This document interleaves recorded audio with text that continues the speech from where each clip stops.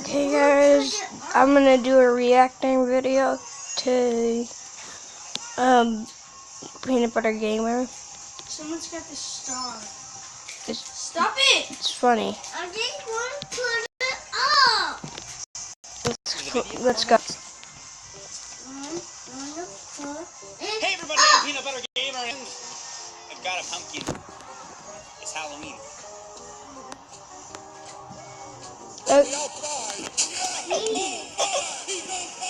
Anyway, I was just sitting here going over some of my favorite fan art that I've gotten over the years, like this one. It's actually one of the first pieces of fan art that I ever got. How about this one from the Alpha Sapphire Nuzlocke I did on my gameplay channel? Speaking of the gameplay channel, this is one of my favorite pieces of PB and Jeff fan art. And see these little jackets we're wearing? They're from a game called Asagao Academy, an entire dating sim game created about the normal boots guys. And while we're on the subject of Asagao Academy, I've gotten tons of different fan art from that game as well. And how about Zelda Month, which is coming next month? Just a little reminder. It's really cool to see people get inspired by something and then turn around and use that inspiration to make something else. Another example, a fan named Kestrel loved Zelda so much that he made these Majora's Mask masks out of leather. And oh yeah, he's 12. And he made these. When I was about that age, I was making movies on webcams with my friends. One of them was called James Blonde. I would show you a clip of it, but it doesn't exist anymore. And frankly, that's fine with me, because it was, just take my word for it, it was not good. It was bad. And since it's almost Halloween, I thought it would be fun to go over my top 10 favorite spooky/horror I actually already watched this video. The whole thing. Roll it! Roll it! Roll it! Roll the video! Up first is an Undertale fan game called Slender Tale. Well, I've always intended to play it all the way through. I've only played about an hour or two of the original game, so I don't completely understand what's going on, but as far as I can tell, Slender Tale starts where the true ending of Undertale leaves off. It looks like we need to get through this door here, but it has a password lock on it. So I guess we're gonna go around this little house and find all these pages with numbers on them. Wait a second, Slender Tale? Looking for pages? This is kind of reminding me of something. But maybe I'm just getting deja vu. It's probably nothing. Entry number 5. Okay, so we're getting on. I gotta write this down.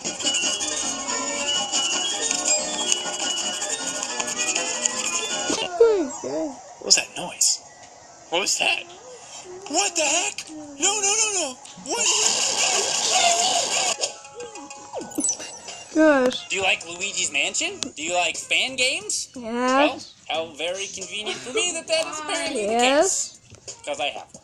Luigi Insanity. It starts off with Luigi getting a call from Professor Egad, who appears to be in some sort of trouble at a nearby mansion, so Luigi goes to try and help him out. It's really short and simple. In fact, it almost feels like a proof of concept or a demo more than a complete game, but it is really fun to play a 2D sprite Luigi Mansion themed game. And it certainly doesn't hurt that the overall presentation is really well done. It even has a few pretty spooky, startling moments, despite you not being able to die outside of these scripted segments where you have to hide from the evil Luigi ghost. Okay, the bath or the toy... The toilet? Really? The bath it is, I guess. He should be fairly hidden if he just lays down on the floor. You know what? That's just not acceptable. It's just, Luigi, to a certain extent, there is survival of the fittest, and that's just not good enough. I will miss you, but I cannot wait for you. Bye-bye.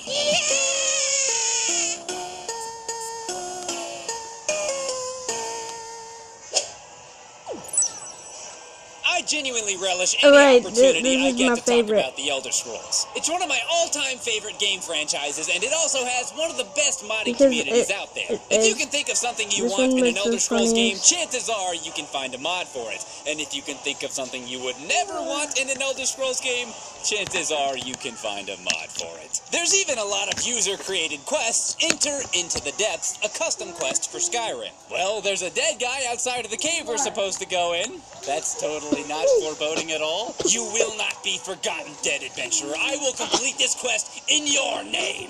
Also, give me your clothes. Thank you. Into Into the Depths has you delving into a cave haunted by the ghosts of miners that previously worked Oh there. my It's up to gosh. you to figure out what went wrong and to put a stop to it. It's not pee yourself, kinda scary, but it does have some moments that are genuinely startling, and the further you go into the quest, the more bizarre things become. Well, it wasn't easy, but I eventually did it. I completed the quest, and now I'm taking my new best buddy, Dead Adventurer, out to celebrate.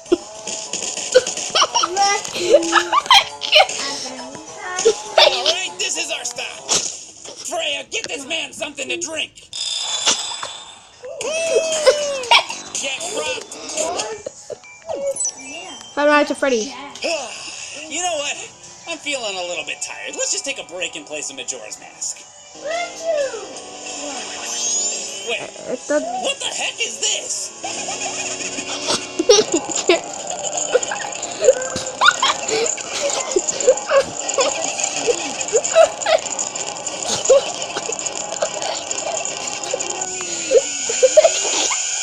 I like it. It's improved. Five Nights at Freddy's. I never really got into the Five Nights at Freddy's craze. I played the original game, but only for a few minutes. I get the formula: tension, stress, build up, and then the payoff is a jump scare. It's certainly not a bad game, but it's not exactly my thing, despite the fact that I do find the idea of haunted Chuck E. Cheese robots to be incredibly unnerving. I tried the fan game, The Joy of Creation, but it didn't go so well for me. What? Oh, come on. You can't I don't be even more. understand what I'm doing. Oh, no. You can be more, Toad. Something's happening. Can't move. This isn't even fair. I don't even know what I'm doing. Something's gonna pop off and it's gonna scare me. But I don't understand how to play. I don't understand how to play. Even almost. I don't know what I'm doing. I But should then actually tried get The Joy this of on my Creation iPad. Reborn, and despite it not being finished, it's a bit more up my alley. It's basically a free-roaming Five Nights at Freddy's game where you have to pick up certain items before the time runs out. It's separated into 4 different levels, each with a different character. The first 2, Freddy and Bonnie, are pretty good, and it's certainly frightening to hear a giant animatronic murder machine chasing you down a hallway. With the short time limit and the fact that in order to restart, you seemingly have to kill yourself after you fail the objective, kind of ruin the magic for me a bit. But if these mechanics are eventually used in the unreleased story mode, I can see it really working. The final 2 levels, though, are a bit better. Foxy is scary if for no other reason than he's infinitely harder to avoid. Alright, let's start this up here. Uh-oh. Well, that's not good. And Chica's level really changes it up, throwing you into a forest and giving her more Slender Man-esque Here we go. behaviors. Incoming jump scare in 3, 2, 1. My I did yesterday, but like, Well, I was gonna put Escape from Lavender Town on this list, but I can't seem to figure it out, so I guess we gotta pick something else.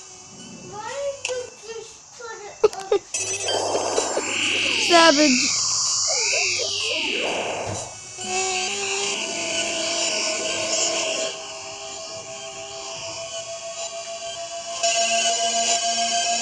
Wait a second. Escape from Lavender Town?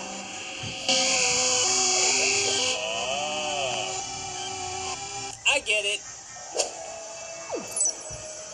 Up next, we have a Silent Hill-inspired fan game called Silent Hill Alchemilla. At least I think that's how it's pronounced. It was made using the Source engine, and despite using a few of the same sound effects, it manages to replicate the Silent Hill style incredibly well. There's even a few shots that seem like they were taken straight out of a Silent Hill game. It even has endless amounts of locked doors. Locked, locked, locked, broken lock. Doesn't even have a handle? Seriously? And the ability to inspect random, meaningless objects with equally meaningless and pointless dialogue descriptions. It's a dog. It's cute. It's a dog. It's not as cute. There it is. It's a bag of balls. It's a fake fruit roll. Why do I have this? It's not even open. All the fruit are individually wrapped. If you're looking for an over-the-top, in-your-face horror game, then this isn't for you. But if you're a fan of the Silent Hill series or want a good psychological horror game, Alchemilla, whatever it's called, is definitely worth checking out. Amnesia: The Dark Descent was a revolutionary horror game when it came out in 2010. It had a free expansion called Justine, and also a pretty long list of fan-made custom stories, one of the best being The Great Work. In The Great Work, you play as an archaeologist named Charles Longden, who's studying a castle in Germany with his partner Jane. You wake up one night to the sound of an explosion, and Jane has gone missing, so you've got to try and find her. Jane? Jane? Where are ya? I heard a monster just a minute ago. Oh. Jane? Can I get you something? Do you need anything? Jane? Well, at least her lantern's in great shape. That's good news. Not only is The Great Work well made, it's fairly long, it has custom monsters, haunting, and even distressing scripted segments. Heck, if I didn't know any better, I'd assume it was an official expansion. And it really hit the spot for me. I didn't realize just how much I missed this game. I missed running away from monsters, not being able to see anything, hiding in wardrobes for 5 minutes before finally gathering up enough courage to come out, only to jump back in seconds later. And I even missed the sound of going completely insane. So relaxing. You are going completely insane. You will likely die soon. And if you don't, you'll wish that you had.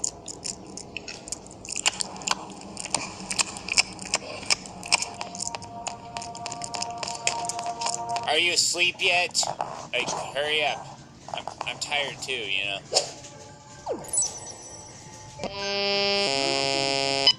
This may not be the scariest entry on the list, but it is one of the most clever and addictive, Pac-Man.exe.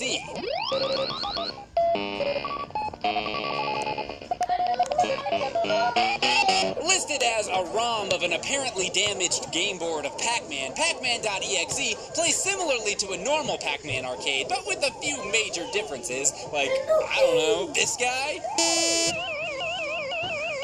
Not only do the ghosts have special abilities like the previously shown Blinky, who can now scream charge at you, you also can't kill them. Since you can only see Pac-Man's point of view, the power pellets in the corners no longer make you invincible, they merely allow you to see the entire board briefly. Again, it's not terribly horrifying, but the creepy, haunted, glitch ROM aesthetic is nailed perfectly, and the limited visibility mixed with the sound effects make for some pretty hair-raising and alarming moments. And speaking of sound effects, this looping alarm noise sounds kind of like a police siren. It almost makes me feel like I'm running from something, like Pac-Man is some kind of serial criminal stealing all the red balls he can get his hands on. What do we even need these things for anyways?